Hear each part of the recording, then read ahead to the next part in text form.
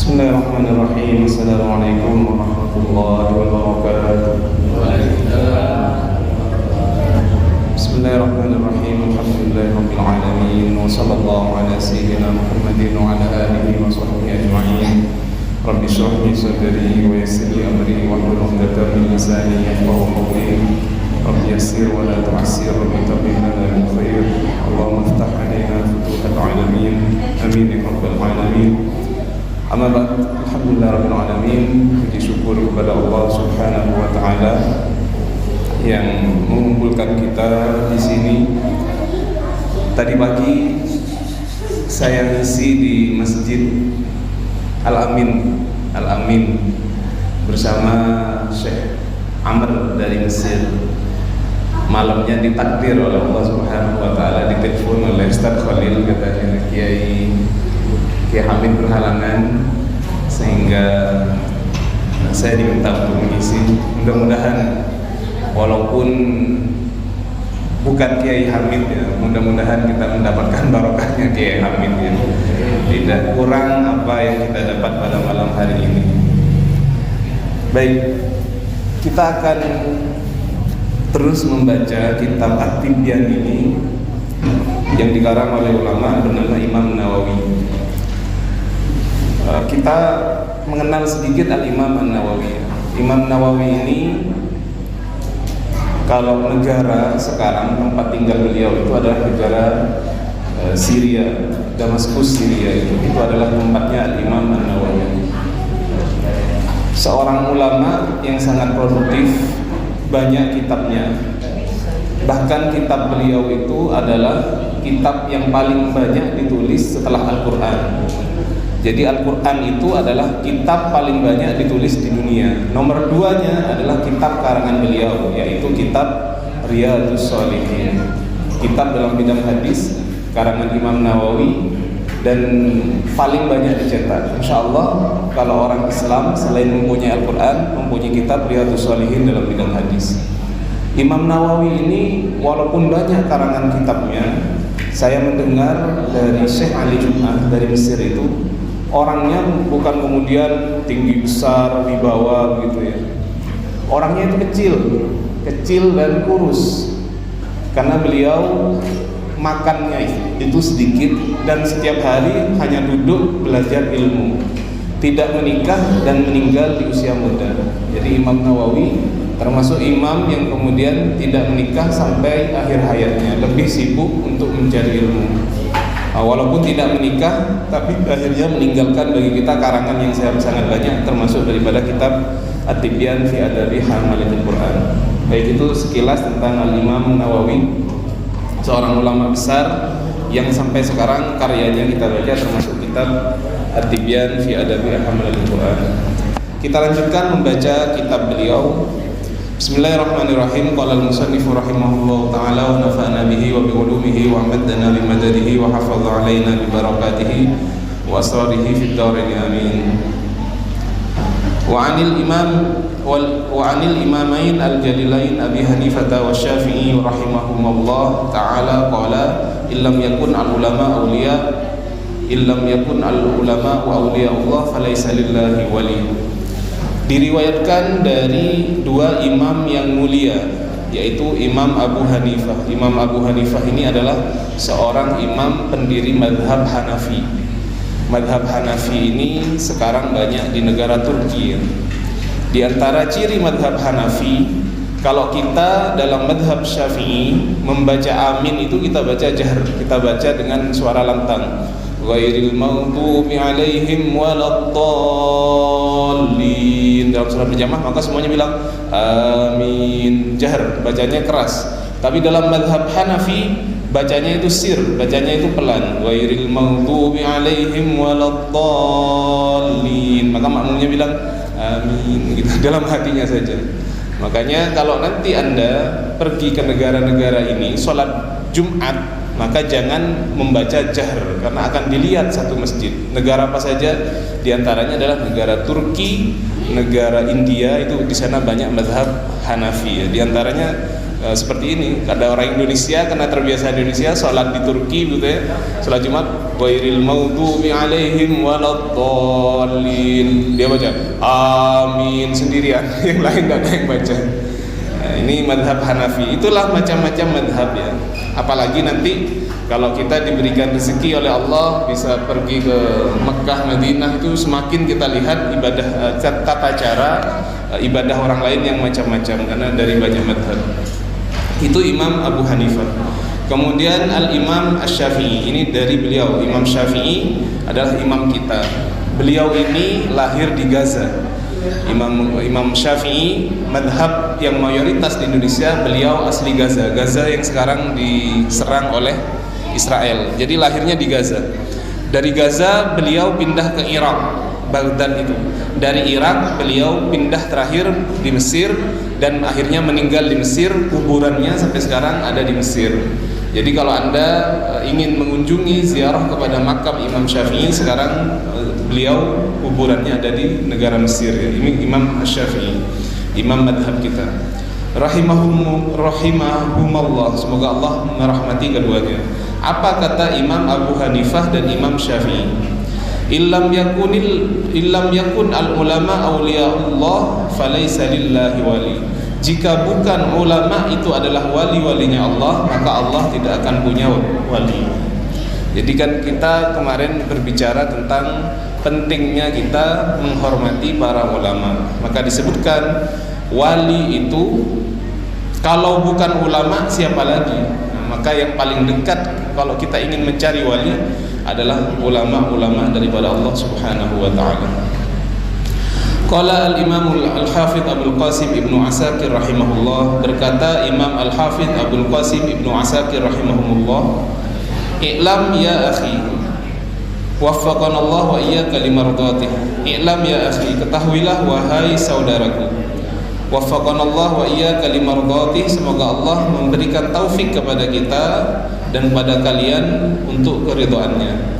Wa ja'alana mimman yakhshahu wa yattaqihi haqqa tuqatih, dan semoga Allah menjadikan kita orang yang takut kepada Allah, orang yang bertakwa kepada Allah sebenar-benarnya takwa. Apa kata beliau?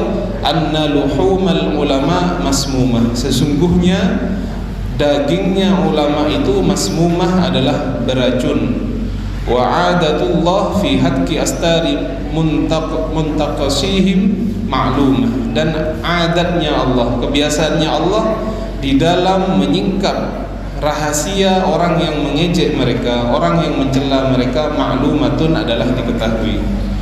Wa anna man atlaqa lisanahu fil ulama bithalbi, dan orang yang kemudian membiasakan mencela ulama, ibtalahu Allah taala qabla mautihi bimautil qalbi, akan diberikan cobaan oleh Allah sebelum dia meninggal dengan meninggalnya hatinya.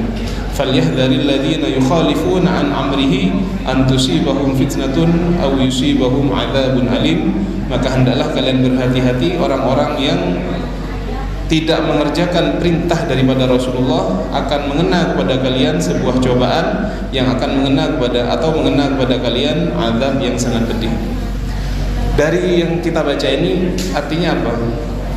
Jangan sampai, naudzubillah, yang ulama seharusnya kita hormati, kita cela. Ini ada sekarang yang semacam ini ada, apalagi zaman internet.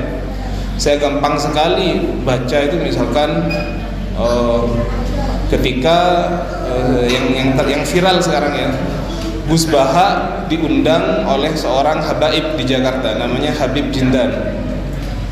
Ketika Gus Baha datang kepada Habib Jindan, ceramah begitu bagus ceramahnya, di kolom komentarnya itu berkata begini, oh ternyata Baha ini juga jomosnya habaib. Dia tulis, ternyata Baha ini juga jomosnya habaib. Ini kata-kata seperti ini berbahaya sekali. Ini mencela ulama. Ini katanya Allah, anna luhumal ulama masmumah, dagingnya ulama itu beracun. Apa maksudnya beracun? Kita kalau makan daging beracun itu mati. Bahkan Nabi Muhammad SAW, yang beliau adalah seorang nabi, itu pernah suatu ketika dihidangkan sebuah daging kepada beliau. Dihidangkan sebuah daging, kemudian bersama sahabat yang lain, seorang perempuan. Ketika mau dimakan, kemudian daging itu berbicara kepada Rasulullah, "Wahai Rasulullah, sesungguhnya aku beracun, maka jangan makan aku." Akhirnya sempat termakan sedikit, langsung dimuntahkan oleh Rasulullah. Sahabat yang satunya kadung makan dagingnya, akhirnya meninggal. Efek daripada racun yang sempat masuk kepada Rasulullah ini, sehingga sebagian ulama mengatakan kenapa Rasulullah wafat di usia 63 tahun, termasuk salah satu sebabnya adalah efek racun yang pernah diberikan oleh perempuan ketika Rasulullah makan daging itu. Sehingga apa? Sebagian ulama mengatakan Rasulullah itu meninggal dalam keadaan syahid, karena beliau meninggal ada sebab efek racun yang pernah mengatakan demikian. Ada ulama juga yang tidak berpendapat demikian, tidak, Rasulullah tidak terkena efek racun. Tapi sebagian ulama karena ingin melihat Rasulullah itu meninggal sebagai seorang yang syahid, sehingga mengatakan efek racun yang diberikan oleh perempuan itu sampai kepada beliau dan menyebabkan kematian beliau pada usia 63 tahun. Dagingnya ulama itu masmumah, beracun. Apa maksudnya? Kalau kita terbiasa kemudian ulama kita cela, kita kemudian disebutkan di sini orang tersebut akan diberikan oleh Allah dengan mati hatinya sebelum dia meninggal. Jadi kalau sudah hatinya mati, ya mendengarkan nasihat tidak bisa, hatinya menjadi keras, sekeras batu dan lain-lain. Ini adalah bentuk nasihat daripada Imam Nawawi agar kita kemudian berhati-hati, agar kita tidak mencela ulama. Terima kasih. Jangankan ulama, siapapun dari kita tidak boleh kita cela, termasuk hewan. Ada hewan kita cela, ini nggak boleh mencela hewan. Rasulullah SAW itu pernah menceritakan, ada orang di zaman Nabi Muhammad SAW punya unta. Untanya ini ketika jalan pelan sekali, sehingga kemudian dia mencela untanya, "Wahai unta, mudah-mudahan Allah melaknat kamu." Ini Rasulullah mendengar itu sangat marah sekali. Beliau tidak suka kita mencela kepada manusia, kepada hewan pun Rasulullah melarang kita untuk mencela. Apalagi yang dicela adalah ulama. Maka hati-hati, zaman media sosial ini saya lihat beberapa netizen kita itu sangat gampang sekali menuliskan sesuatu yang kemudian mencela orang lain, mencela ulama. Hati-hati ya. Baik, itu selesai tentang bab mengagungkan ulama. Kita sampai kepada bab yang keempat, Al-Babur Rabi', bab yang keempat, fi adabi muallimil Quran wa muta'allimihi, menjelaskan tentang adab-adab seorang guru Al-Quran dan orang yang belajar Al-Quran. Jadi ini bab menjelaskan tentang bagaimana kita menjadi muallim, menjadi guru atau muta'allim, orang yang kemudian belajar kepada Al-Quran. Hadzal bab ma'al babain ba'dahu huwa maksudul kitab. Nah, kata beliau, bab ini yang akan saya terangkan ini adalah maksudul kitab, adalah inti daripada kitab ini. Wa huwa tawilun muntashirun jiddan, dan penjelasan dalam bab ini akan sangat panjang sekali. Wa ana usyiru ila maqasidihi mukhtasaratan fi fusulin, dan saya akan mengisyaratkan, menyebutkan kepada tujuan-tujuan dari bab ini dengan ringkas dalam beberapa pasal. Liyashala hifdhuhu wa dhabtuhu insyaallah taala, agar kalian mudah dalam menghafalkannya, mudah dalam menulisnya insyaallah taala. Jadi beliau mengatakan bab yang akan kita baca, bab tentang adab-adab seorang guru Al-Qur'an dan orang yang belajar Al-Qur'an, ini adalah inti daripada kitab At-Tibyan fi Adabi Hamalatil Qur'an. Apa kata beliau? Faslun, ini adalah sebuah pasal. Awwalu ma yanbaghi lil mukri wal qari ay yaqsida bidzalika radhiyallahu ta'ala qala Allah ta'ala wa ma umiru illa liya'budullaha mukhlishina lahuddin hunafa'a wa yuqimus salata wa yu'tuz zakata wa dzalika dinul qayyimah. Awwalu ma yanbaghi lil mukri wal qari, paling pertamanya yang penting bagi seorang yang membaca Al-Qur'an, ayat sida bidzalika radhiyallahu taala, agar dia bermaksud membaca Al-Qur'an itu adalah keridhaan daripada Allah Subhanahu wa taala. Jadi ini penting, membaca Al-Quran itu yang paling penting, kata beliau Imam Nawawi, adalah mencari ridho daripada Allah Subhanahu wa ta'ala. Kita tidak ingin kemudian membaca Al-Quran karena memang berbeda. Apalagi katanya ya, sebagian mubaligh itu bilang kalau kita sholat sendiri itu ya baca Al-Fatihahnya biasa-biasa saja, Bismillahirrahmanirrahim, Alhamdulillahirabbil alamin.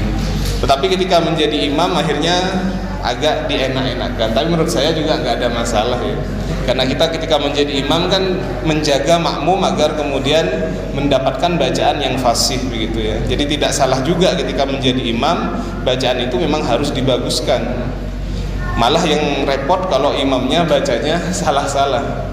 Kalau bacanya salah-salah, yang menjadi makmum itu kemudian menjadi tidak tenang dalam sholatnya begitu. Jadi nggak ada masalah sebenarnya ketika menjadi imam, bacaannya dibaguskan, ditartilkan, tapi jangan kemudian dibuat-buat, terlalu dibuat-buat begitu ya. Allah berfirman, wa ma umiru illa liya'budullaha mukhlishina lahuddin.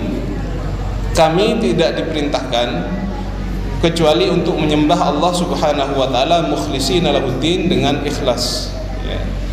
Jadi ikhlas itu bagaimana? Ketika kita mengerjakan sebuah amal, hanya kita tujukan kepada Allah Subhanahu wa ta'ala. Lawan dari ikhlas itu adalah riya. Riya itu ketika kita beramal ingin dilihat oleh orang. Nah, jadi katanya Imam Ghazali dalam kitab Bidayatul Hidayah itu, manusia ini memang sangat tergantung kepada manusia yang lain. Kalau kita sholat itu susah untuk khusyuk karena kita tidak nyambung kepada Allah Subhanahu wa ta'ala. Tips kata Imam Ghazali agar Anda khusyuk, bayangkan ada orang yang sangat kita hormati, baik itu dari keluarga kita atau guru kita. Bayangkan misalkan kalau kita masih suka kepada perempuan, kita dilihat oleh calon mertua kita. Kalau kita seorang murid, kita dilihat oleh guru kita. Kalau kita seorang anak, dilihat oleh orang tua.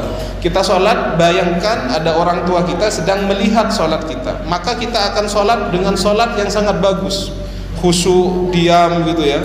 Mau garuk itu pasti pelan-pelan gitu. Ya, garuknya pelan-pelan gitu. Karena dilihat ya pura-pura khusyuk gitu. Setelah Anda sampai membayangkan, ini tips salat khusyuk kata Imam Ghazali dalam kitab Bidayatul Hidayah. Ketika kita sudah bayangkan ada orang tua kita, guru kita, orang yang kita hormati melihat sholat kita sehingga kita menjadi khusyuk. Setelah itu kemudian katakan kepada diri Anda, wahai siapa nama kita ya, wahai siapa, Zaid, wahai Fajar misalkan, kamu ini dilihat oleh manusia yang rezeki kamu tidak berasal dari dia, yang ketika kamu meninggal dia tidak kemudian memberikan syafaat apa-apa, tidak punya kemudian hal yang bisa dia lakukan, baik rezekimu, kehidupanmu tidak bisa dia lakukan, tapi kamu terlihat khusyuk di depan dia.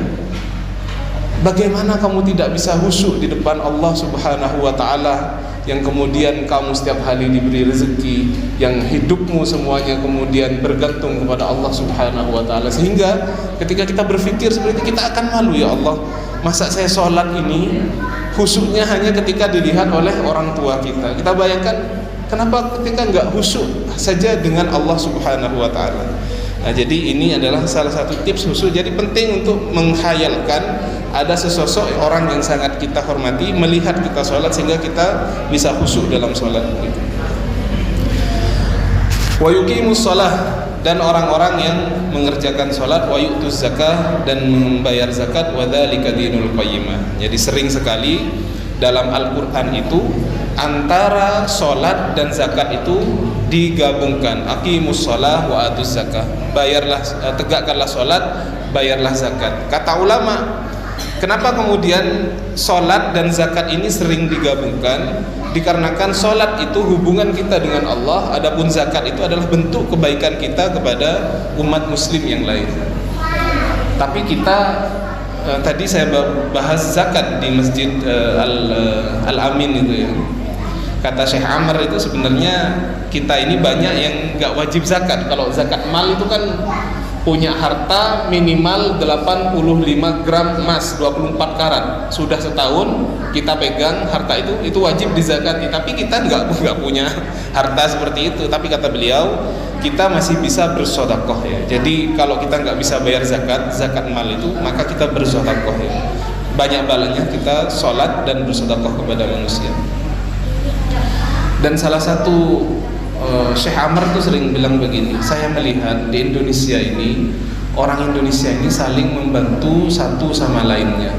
Beliau bisa melihat itu.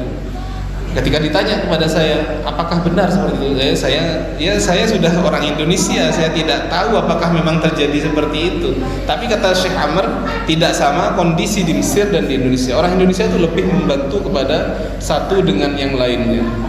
Makanya termasuk tradisi seperti ini luar biasa. Ada tahlilan, ada pengajian seperti ini. Ini kalau di negara Arab, kalau tanpa izin dari negara, kita tidak izin kepada negara mau mengadakan pengajian seperti ini, tidak boleh. Maka saya ketika umroh kemarin itu datang kepada seorang ulama namanya Sayyid Ahmad bin Muhammad bin Alwi al-Maliki di Mekah.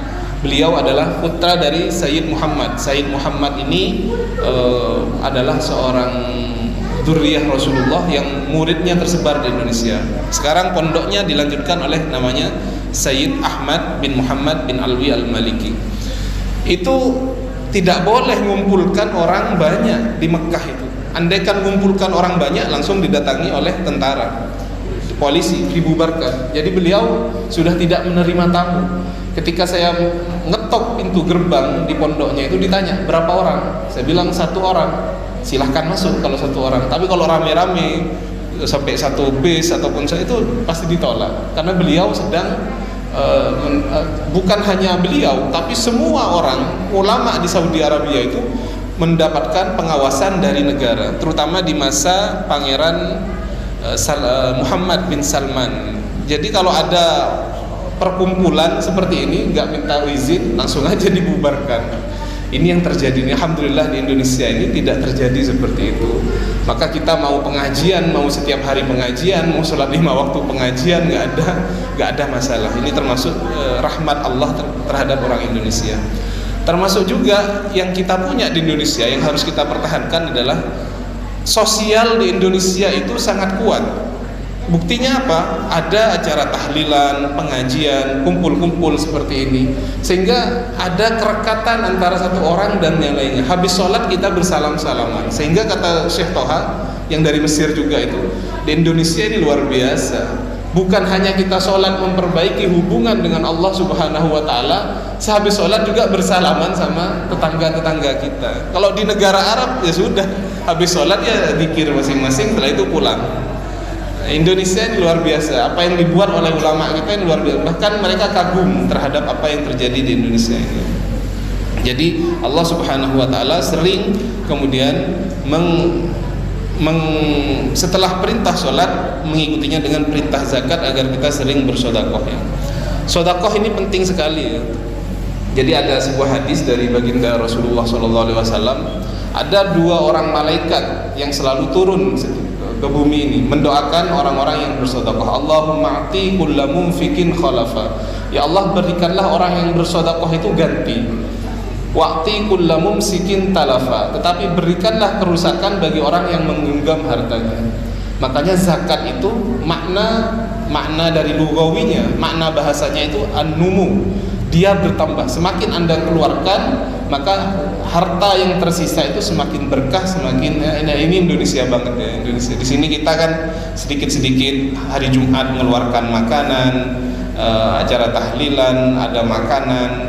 Ini luar biasa di Indonesia. Jadi kita di sini alhamdulillah masyarakat yang sering berbagi, termasuk makanan hari Jumat setelah sholat Jumat itu ya. Alhamdulillah. Baik, selanjutnya wa fis sahihain an Rasulillah sallallahu alaihi wasallam, diriwayatkan dari kitab Sahihain. Kalau kita sebutkan Sahihain ini yang dimaksud adalah kitab Sahih Bukhari dan kitab Sahih Muslim. Sahih Bukhari ini adalah kitab dalam bidang hadis. Jadi kitab yang paling sahih dalam Islam itu yang pertama adalah Al-Qur'an, menjadi sumber bagi kita. Setelah Al-Quran, Sahih Bukhari dan Sahih Muslim. Sahih Bukhari dan Sahih Muslim ini, dua sahih ini disebut sahihain. An Rasulillah sallallahu alaihi wasallam. Jadi ini terdapat dalam kitab Sahih Bukhari dan Sahih Muslim dari Rasulullah sallallahu alaihi wasallam, innamal a'malu binniyat wa innamal likulli imri'in ma nawa. Wa hadzal hadis min usulil Islam. Ada hadis yang berbunyi innamal a'malu binniyat, sesungguhnya semua amal-amal itu binniyat adalah dengan niat, wa innamal likulli imri'in ma nawa, dan hanya saja bagi setiap orang itu apa yang dia niati. Jadi hadis ini ceritanya begini.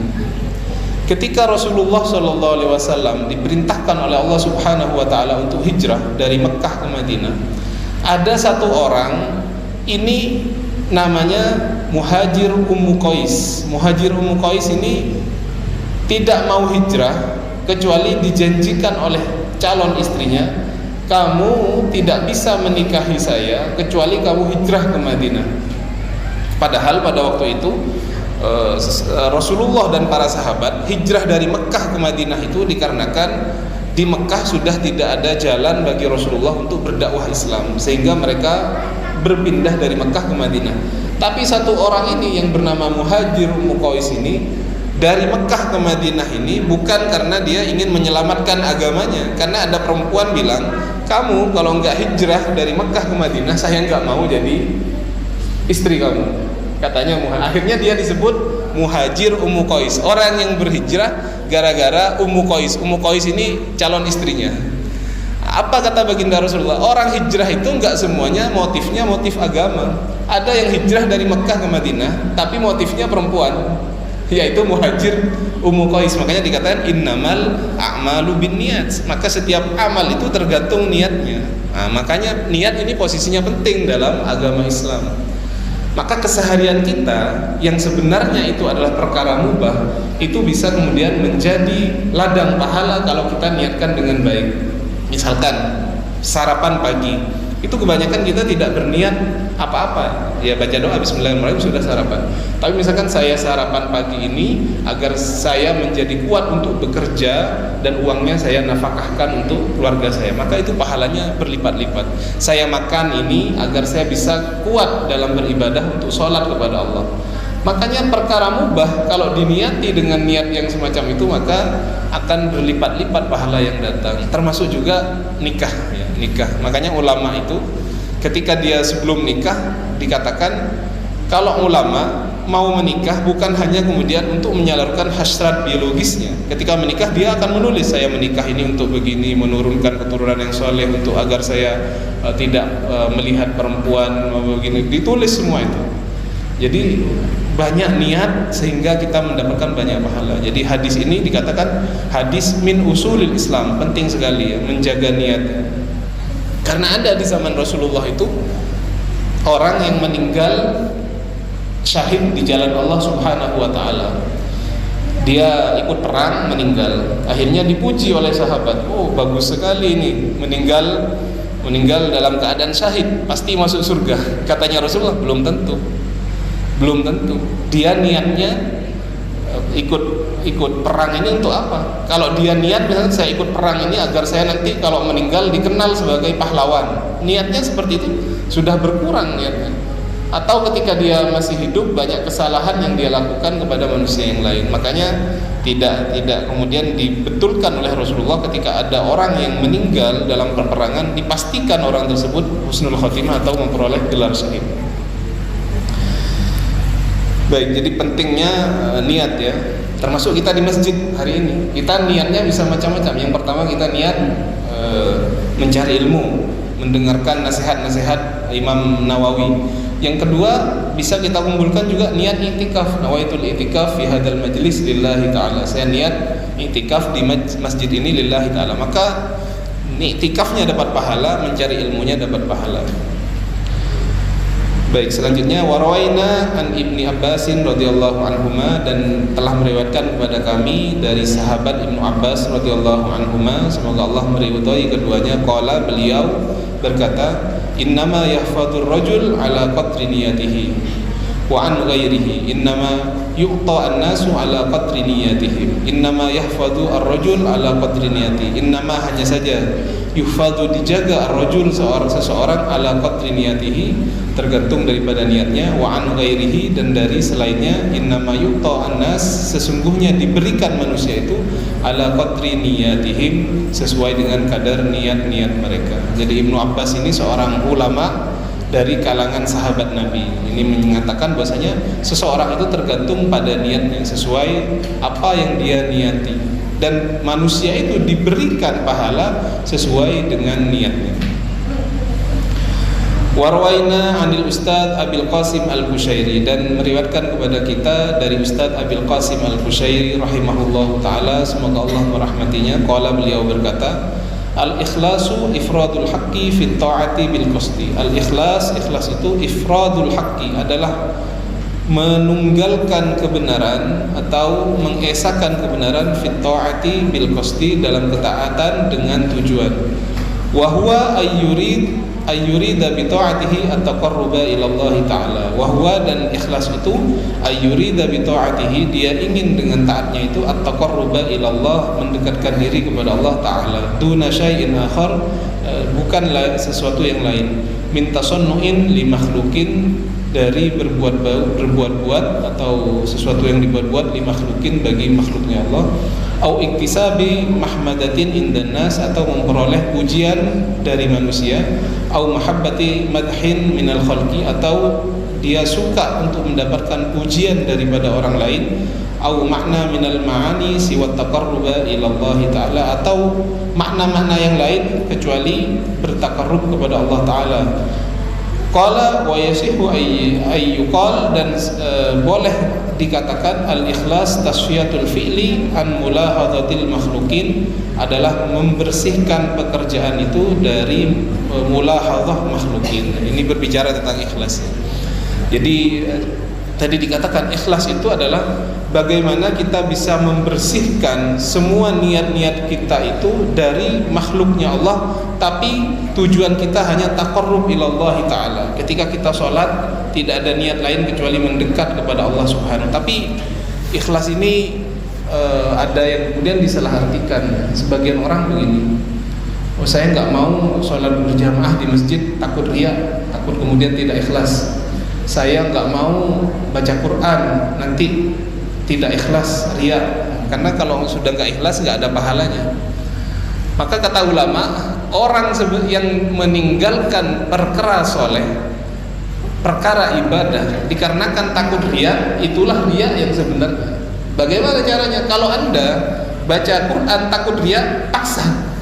Katanya setan, oh, saya takut riya, ya sudah riya, nggak apa-apa, baca saja. Mau sholat jamaah di masjid takut riya, takut ingin dipuji orang, ya sudah saya biar riya. Jadi itu dilatih ya. Memang awalnya seakan-akan ada pertentangan. Kita melihat, ya sudah, kamu ini gak usah ke masjid, gak usah baca Quran, kamu kan ingin dipuji orang, ya sudah saya gak usah baca Quran. Nah itu katanya ulama, hakikat riya yang sebenarnya ya gitu, berhenti melakukan sebuah ibadah dikarenakan takut riya. Makanya gimana, itu dilawan, ya sudah, ya saya riya, ya sudah riya. Karena setan kadang-kadang mau memberikan bisikan-bisikan seperti itu. Nanti itu akan ikhlas sendiri ya, ikhlas sendiri ya. Karena tidak mungkin kita ditakdirkan oleh Allah Subhanahu wa taala untuk sujud kecuali Allah menghendaki kita untuk sujud.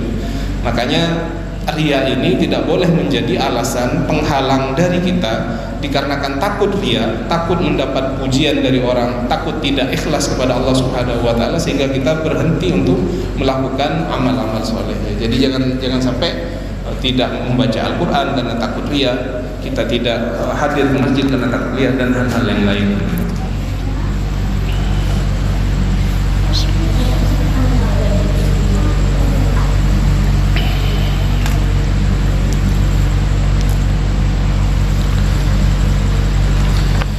Jadi itu yang kita baca tadi, ada dua hal. Yang pertama di awal tadi adalah penyempurna daripada bab tentang bagaimana kita memuliakan ulama. Jangan sampai jadi, tapi definisi ulama sekarang kita harus tepat ya. Karena ada istilahnya ulama, ada mubaligh, ada da'i, ada ustadz, ini macam-macam. Apakah semuanya disebut ulama? Siapa ulama dalam Islam itu? Ulama adalah mengumpulkan dua hal dalam dirinya. Yang pertama adalah dia mempunyai keilmuan syariat yang mendalam, paham Al-Quran, paham hadis. Yang kedua dia khasyah, dia mempunyai rasa takut kepada Allah Subhanahu wa taala. Innama yakhsyallaha min ibadihil ulama. Sesungguhnya hanya yang takut kepada Allah itu dari hamba-hambanya adalah ulama. Jadi ulama ini orang yang mempunyai keilmuan yang mendalam, kemudian dia mempunyai khasyah, rasa takut kepada Allah Subhanahu wa taala. Jadi kalau ada seorang dai muballigh, itu belum tentu dia adalah orang yang disebut dengan ulama. Kenapa begitu? Karena ulama ini harus mengumpulkan dua hal tadi. Kalau dia hanya menyampaikan itu kepada siapapun, Rasulullah mengatakan ballighu anni walau ayat, sampaikan dariku walaupun satu ayat. Jadi semuanya dari kita boleh menyampaikan ajaran-ajaran. Habis dari pengajian seperti ini kita menyampaikan kepada tetangga kita, kepada keluarga kita, tidak ada masalah. Cuman kita kemudian tidak memperoleh gelar ulama. Artinya orang yang bisa menyampaikan Islam belum tentu dia ulama. Ulama itu kalau di zaman kita ya seperti Gus Baha, itu ulama, Kiai Maimun Zubair, dan kiai-kiai kita yang ilmunya mendalam dan takut kepada Allah, itu ulama. Adapun orang yang hanya bisa berpidato, menyampaikan kebaikan, itu semuanya tidak bisa dikatakan ulama kecuali dia mengumpulkan dua hal tadi. Jadi kalau hanya bisa menyampaikan sebuah materi karena dia belajar, tetapi dia keilmuannya tidak mendalam, tidak kita sebutkan dia adalah ulama. Jadi ulama ini tidak mudah mendapatkan gelar ulama. Sekarang itu kan ada MUI ya, Majelis Ulama Indonesia ya. Tapi juga kalau kita mau kritis ya, tidak semuanya di sana adalah ulama.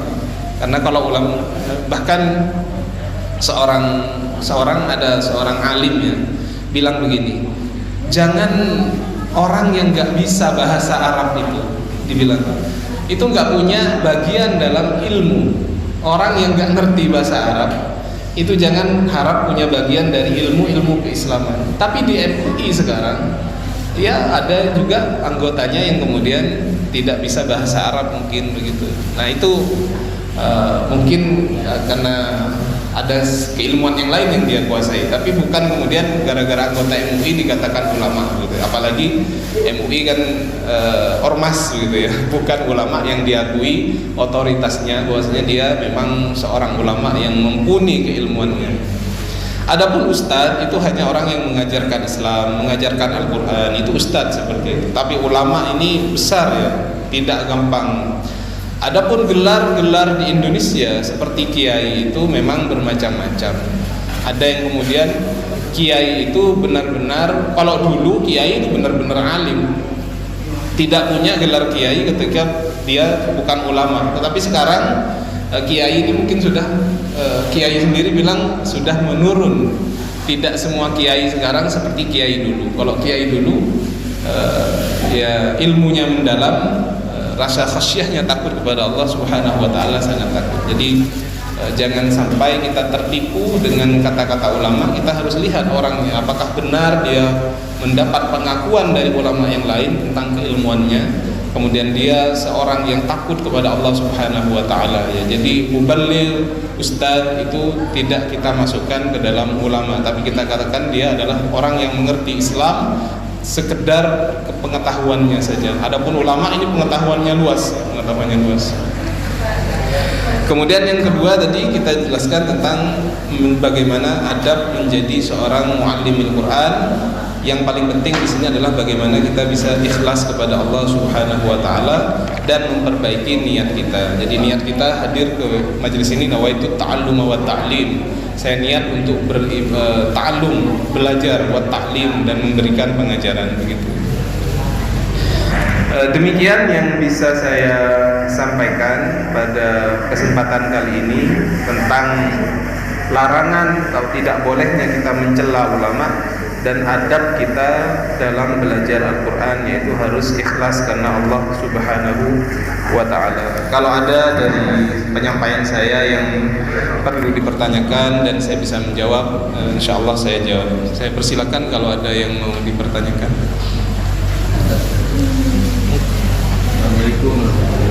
Waalaikumsalam warahmatullahi wabarakatuh. Niat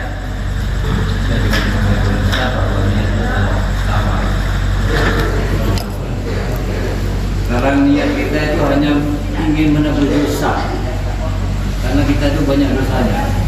Bagaimana itu diterima oleh Allah Taala? Dan niat kita itu ingin menebus dosa. Niatnya kita. Terima kasih. Baik, terima kasih Pak Jais. Niat menebus dosa. Jadi begini ya, masalah dosa ini semua manusia itu berdosa. Semua. Kullu bani Adam khata' wa khairul khata'in tawwab. Yang paling baik itu adalah orang yang bertaubat. Jadi semuanya berdosa atas kadarnya masing-masing. Tetapi yang perlu kita ingat begini, Allah Subhanahu wa Ta'ala itu adalah Maha mengampuni. Jadi jangan sampai ketika kita melakukan dosa, yang kita ingat itu selalu dosa terus. Yang kita ingat selalu dosa terus.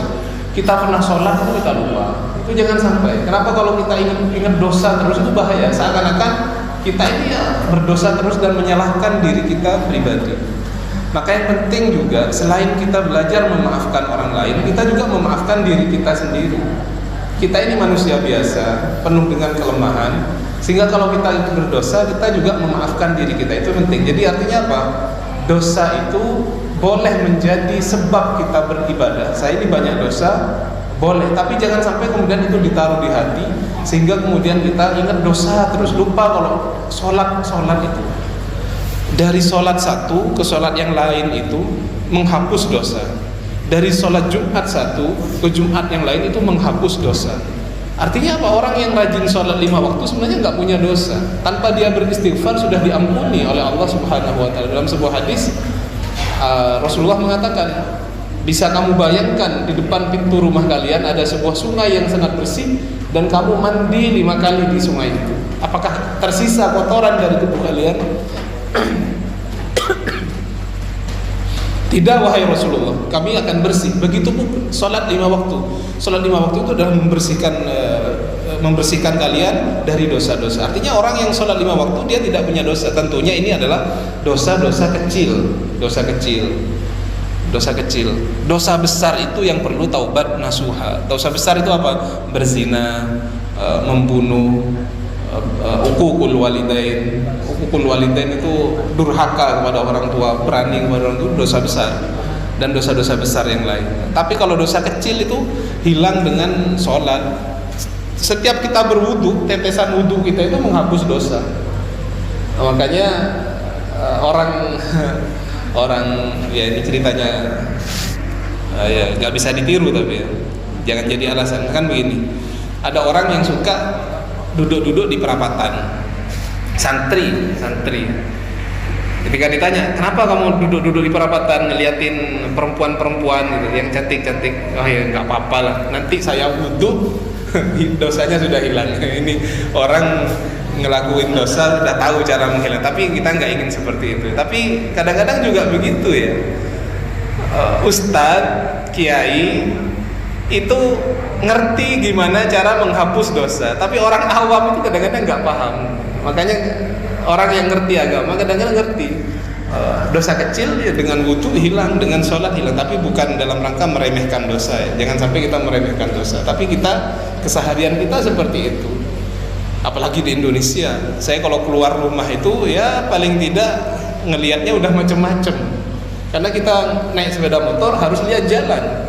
Di jalan itu ya luar biasa kan, ada yang apalagi di jalan Sumatera, di jalan Jawa, mahasiswa pakaiannya aneh-aneh. Kita kalau naik sepeda motor kita merem ya bahaya, tapi kita harus keluar. Manusia pasti seperti itu ya. Nah, dosa-dosa kecil seperti itu, asal kita rajin sholat ya sudah gugur ya. Nah, maka tendensi kita melakukan ibadah untuk menebus dosa, asal tidak menyalahkan saya salah itu tidak ada masalah ya. Karena memang manusia bersalah dan bertaubat, tapi jangan terlalu menyalahkan diri, karena semua dari kita ini sama semuanya, nggak ada yang tidak bersalah, karena manusia diciptakan oleh Allah seperti itu. Tapi ada satu hal yang dijelaskan oleh Syekh Ramadan Al-Buti, Ini yang kemudian menjadi pembeda kita dengan malaikat. Malaikat itu disuruh sujud terus, disuruh sholat terus. Tapi manusia itu dibuat salah oleh Allah. Kenapa dibuat salah?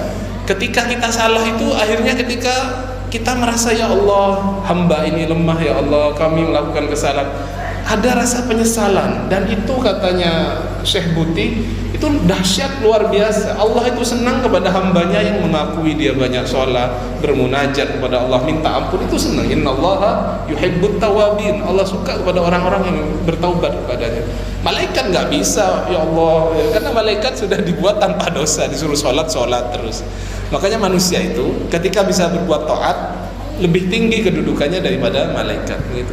Jadi yang tidak apa-apa, dosa itu menjadi pelecut kita untuk beribadah, tapi jangan menyalahkan diri terus. Kita ada kalanya untuk memaafkan diri kita pribadi, agar kita ingat kita juga bukan manusia, tidak hanya dosa terus, kita sholat juga banyak gitu.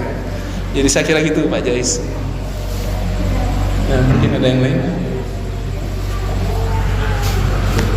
Cukup. Alhamdulillah. Mari kita tutup, mudah-mudahan apa yang kita pelajari, nasihat-nasihat dari Imam Nawawi ini menjadi ilmu yang bermanfaat bagi kita semua. Amin. Allahumma amin. Bismillahirrahmanirrahim.